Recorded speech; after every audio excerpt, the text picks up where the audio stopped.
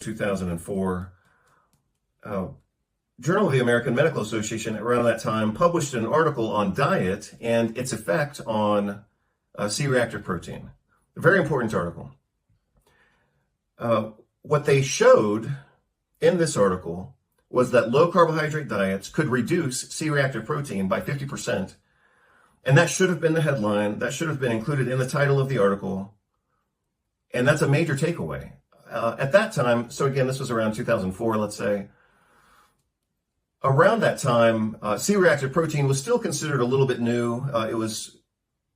Now it's, of course, very standard for a marker of systemic inflammation. At that time, it was somewhat new. So when they had a new finding regarding a somewhat new laboratory test, and it was of major, major clinical importance, they should have declared that very clearly. And what was impressive to me was that the summary of that article, I'll have to look it up, of course, but the summary of that article in the abstract stated something like this.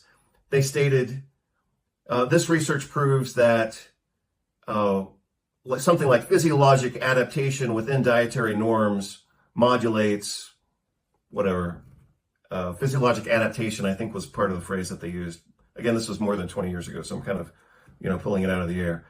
But the point that I'm making is they had a golden opportunity to change public health policy, to change clinical practice, to declare to the entire world that low carbohydrate diets produce a beneficial anti-inflammatory effect, and they fucked it up they did that intentionally because they don't want to advance the paradigm.